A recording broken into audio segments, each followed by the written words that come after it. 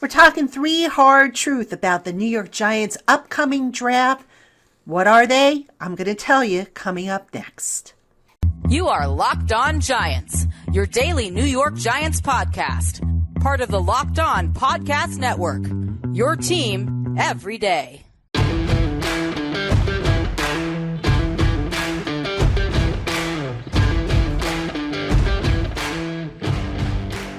Hello, New York Giant fans, and welcome to another edition of the Locked On Giants podcast, part of the Locked On Podcast family, your team every day. My name's Patricia Traina. Happy Friday, everybody. It is Friday, April 22nd. We are less than 1 week away from the NFL draft. That's right. So excited. I can't wait to see what happens.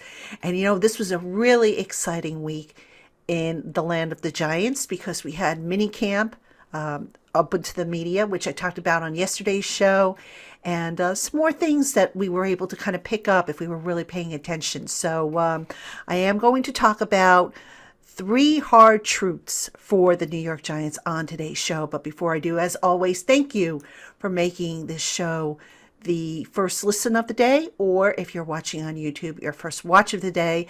And also thank you to everybody to helping me get to 3,000 subscribers. Onward and upward on YouTube. If we get to 5,000, we're going to do that giveaway. So really excited about the direction, and thank you everybody for the feedback. I do check the comments out, and I try to answer as many as I can throughout the course of the day. And you guys and gals are just great. So thank you from the bottom of my heart. We've got, like I said, three hard truths for the New York Giants. Now, just to give you a little background on this topic, what I like to do is, in listening to the press conferences of the general manager, Joe Schoen, head coach Brian Daboll, I try to look for little clues and things that might give me an indication as to what they might be thinking, what they might be looking to do. Now, obviously, they're not going to come right out and say, this is what we're going to do. And quite frankly, there's an old saying, action speaks louder than words. And sometimes if you're really observant and you really lock in on certain things, you can kind of connect the dots. And you might not, it's like if you're meant to draw a flower, you might not draw a perfect flower, but you'll draw something that looks like a flower. So that's what I'm going to cover on today's show. I have three hard truths for the Giants as they pertain to the roster building process, specifically the draft. So let us kick this off. Item number one, Joe Schoen talked to the media, and he said that he was asked about need versus best player available. Now, Schoen, like every other general manager on the face of the planet, is always going to say, we're going with best player available. All right, folks, let me tell you right now, that's a crock. All right, that is not true. And I'll explain why. Because let's say the best player on your board is a quarterback, and you don't need a quarterback. Like, let's say you're the Kansas City Chiefs. The best player on your board is let's say Kenny Pickett. You going to take Kenny Pickett when you have Patrick Mahomes? I don't think so. All right, so that's why this concept of best player available, pure best player available, is kind of a myth. All right, and that's a hard truth, folks, because a lot of GMs will have you think that we're going with the best player available. So how do they balance it out? Well, that's where need comes in. All right, so here's the scenario. You have, let's say, three players, a cluster of three players. For the Giants' sake, let's say two offensive tackles. We'll say Ike Ekwonu. We'll say Charles Cross. And let's say Kayvon Thibodeau. All right, so all three of them obviously have a grade on the Giants draft board. Now, here's where need can kind of come into play. If Ekwonu and Thibodeau and Cross all have similar grades that are separated by a fraction of a decimal point. So let's say the grades are 97.6, 97.4, and 97.2. And that's where need's going to come into play. All right. So if you're the Giants, what is the most glaring need on their roster right now? If you answered offensive tackle, you get a cookie. So that's where, they're going to go with need, and marry up need with best player available. So, Shane, when he spoke to the media, spoke about, I just want to get, the best possible football players. But you can bet any amount of money, like I said, that it's not going to be strictly best player available. That need is going to govern a good amount of what the Giants do. And in this particular instance, if it ain't offensive line in the first round, somewhere in that first round, then something is wrong. Now, I mean, unless something screwy happens and Ekwonu and Evan Neal and Charles Cross are all off the board by the time the Giants go on the clock at 5, which, by the way, I would be surprised if that happens. But if all three of them are gone, then I could see them going in a different direction. But look, they've got to come up with an offensive tackle, all right? Based on what we saw at the minicamp, the Giants were working Corey Cunningham and Matt Gono in at that right tackle spot. Those guys might compete for the swing tackle spot, but I'm fairly confident when I say that they're not going to be the starter. And that, ladies and gentlemen, is where offensive tackle is going to come into play. And, if an offensive tackle has the third best grade in a cluster that includes, again, let's say Kayvon Thibodeau, let's say Sauce Gardner, okay, we'll use 3 different positions, you are going to see the offensive tackle get taken because of the glaring need. All right, so that is my first hard truth for the Giants. Not a surprise, but just something I wanted to explain because a lot of people do ask me about this concept of best available versus need. What else do I have on my list? Stick around. I'll tell you when we come back. All right, Giant fans, we have more coming up on today's Locked On Giants podcast. But first, Shady Rays is an independent sunglasses company that gives you the features of $200 sunglasses for a fraction of the price. Shady Rays products features polarized lenses, well-constructed durable frames, and premium high-end finishes. I got myself a pair of Shady Rays, and I absolutely love them, folks. It's kind of dark right now as I'm taping this, so I'm not wearing them, but I absolutely love to wear them when I am outdoors in the bright sunlight. They do such a great job of protecting my eyesight. And the other good thing about Shady Rays is that I never have to worry about my purchase because Shady Rays offers a protection program covering lost and broken glasses no matter what happens. So head on over to Shady Rays today to check out their extensive collection of offerings and use our special promo code LOCKEDON to get 50% off 2 or more pairs of polarized sunglasses. Shady Rays products are backed by over 150,000 verified 5-star reviews, and they also donate 10 meals to fight hunger in America for every sale they make. Hit them up today, use that promo code LOCKEDON, and grab your new shades at shadyrays.com. All right, Giant fans, we have more coming up on today's Locked On Giants podcast, but first, BetOnline.net is the only place that offers the best information on the latest odds, contests, and player props for all your sports betting needs. No matter what sport you're into, BetOnline.net has you covered. Plus, they offer everything you need to know for live betting and your favorite Vegas casino games. So head on over to BetOnline.net today to learn more about the trends and the action. BetOnline, where the game starts. All right, Giant fans, welcome back to the Locked On Giants podcast Friday edition with Patricia Traina, and we are taking a look at 3 hard truths for the Giants as they coast into next week's draft.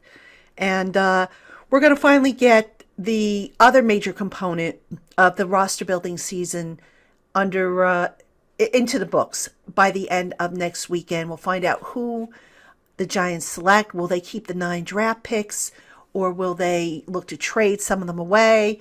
Will they look to maybe move up and down the board? I mean, so many different possibilities. It's hard to say because a lot of times those draft trades materialize later, as the draft is going on. So it's going to be an interesting next few days leading up to the draft. So let's continue with hard truths for the Giants as we get ready for the NFL draft. And I touched on this a little bit in the first segment about best player available. But I'm talking now in terms of day 2 and day 3 picks. Again, I suspect the Giants are going to be driven by need with some of these picks. And here's why I say that. Watching the practices, or the practice, I should say, on Wednesday, the Giants were painfully thin at tight end. I mean, pretty obvious they're going to add to that spot. They were really thin at defensive back, particularly cornerback, where they had guys playing, safeties playing corners and whatnot. And then safety was also a thin position. So for a team that wanted to rotate, first string, second string, or, what Coach Dable called the rep chart as opposed to the depth chart, they didn't have enough guys, I think, to line up for each rotation, if you will. So again, even though Joe Schoen has said, look, I want the best available, I can tell you right now, there is going to be need pushing, tight end, pushing safety, pushing cornerback, maybe pushing defensive line to the front of the list. I would not be surprised if those are some of the positions that are drafted in the second, third, and fourth round.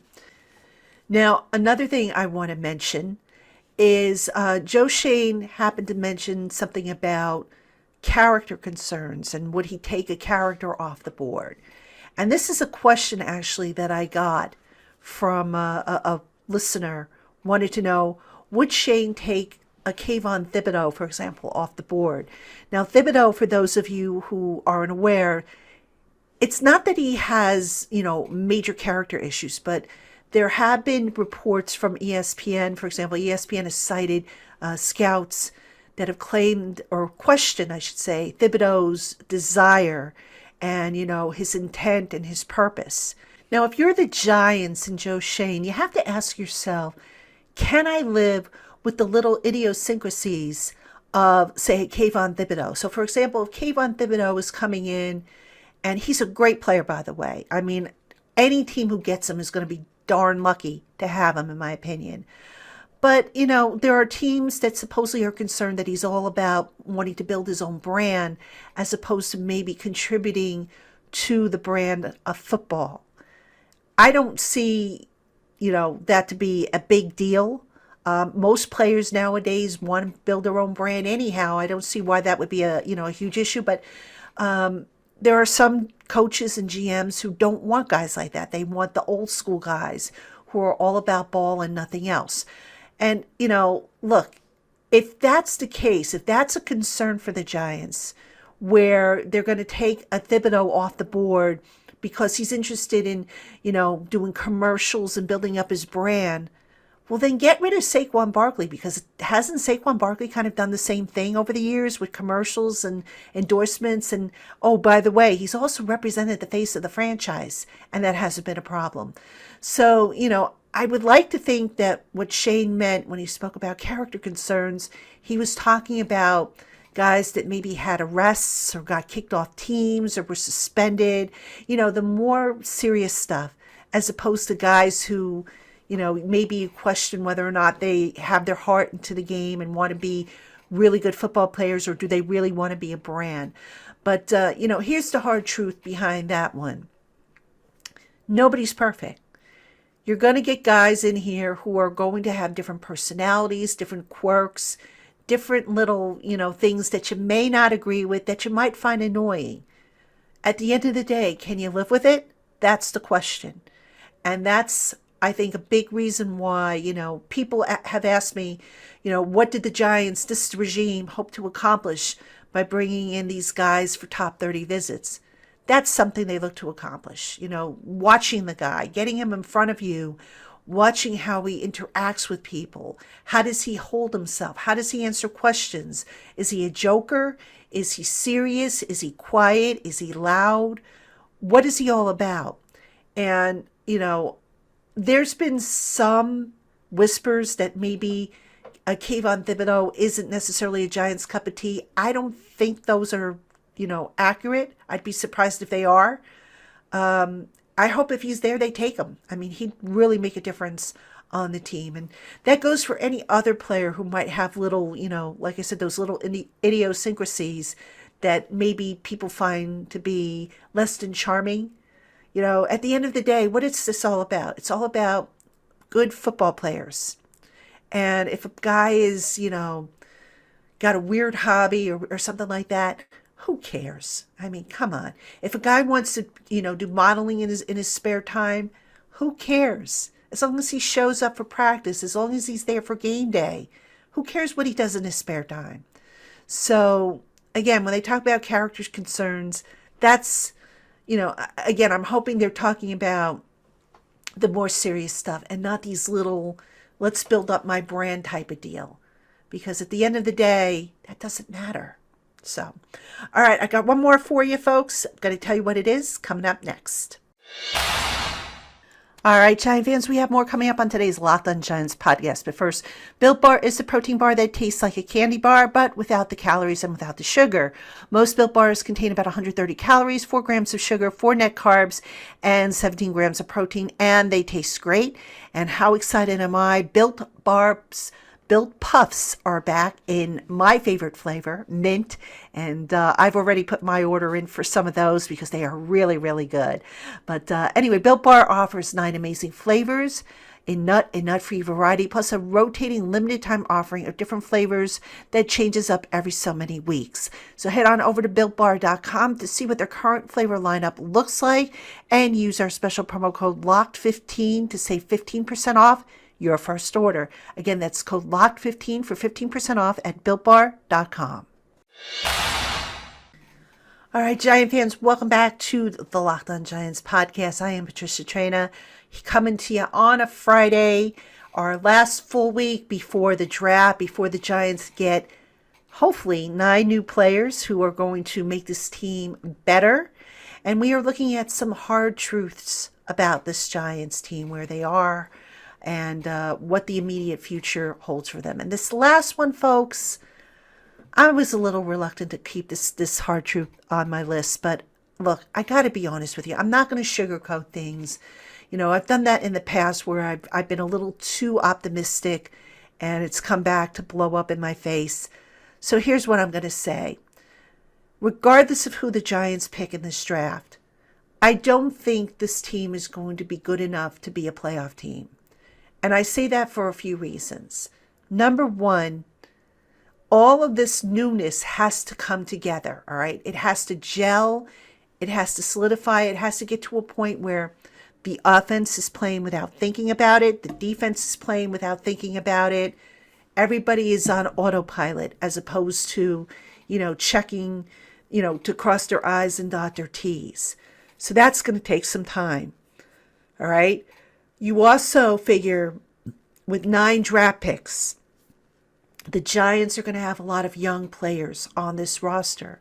Those people are going to have to learn and get experience. So they're going to be prone to be fooled. They're going to make some mistakes, the good old rookie mistakes. There's going to be some sloppiness, especially early on, until they get a comfort level. Now, along the way, will the Giants win some games? Yes, they will. But will they lose some games? Absolutely. Will they win more games than the 4 they won last year? I think that's certainly possible. But if you're asking me, will they win enough games to pull like a Cincinnati, going from worst to first? No, I don't think they're at that point yet. I think next year, if everything falls into place, that's a better possibility. But right now, the Giants are at a crossroads, all right? They fixed the offensive line, hopefully. Hopefully, Daniel Jones has a tremendous year and puts to doubt any question about whether he's the franchise quarterback of the year, or of the future, I should say. Hopefully, Saquon Barkley balls out. Hopefully, Kenny Golladay looks like the $72 million man that they signed and thought they were getting a couple years ago. Hopefully, Kadarius Toney comes in at some point, wises up, and balls out. Hopefully, the defense develops pass rushers that just absolutely terrorize quarterbacks into making mistakes. There's a lot of hopefullys in here. And I just don't know that everything's going to come to fruition, because I always tell you guys and gals, the Giants can't fix everything in one off season. They can fix a lot, and they have fixed a lot. But this is just like ripping up the foundation from last year and replanting everything. And it's going to take time to take some root. It's going to take time to gel, to come together, to grow together. It'll get there. It's got to get there. But I would say this year, maybe it might not be a bad idea to keep expectations low. It's better to not expect a lot and to be pleasantly surprised versus to expect a lot and be disappointed. And I think last year, that's what happened. I think we expected the Giants to grow based on what we saw from the first year of Joe Judge. And of course, injuries and everything just brought everything down to a crashing halt. So here's hoping that this time around, there's a better vibe, there's better results. And I do think, Giant fans, that this could be the last year that we don't have playoffs. I'm optimistic, but let's see. It's still a lot of work to be done, a lot of roster shaping to be done. We still need to see the schemes. I was optimistic when Joe Judge and his staff came in, only to be let down. So let's see what comes of all of this, and if the Giants can't go back to being a respectable ball team. All right, Giant fans, that is going to do it for us here on the LockedOn Giants podcast. Make sure you tune in next week, starting Thursday night and running through the weekend. I'm going to have wall-to-wall Giants draft coverage.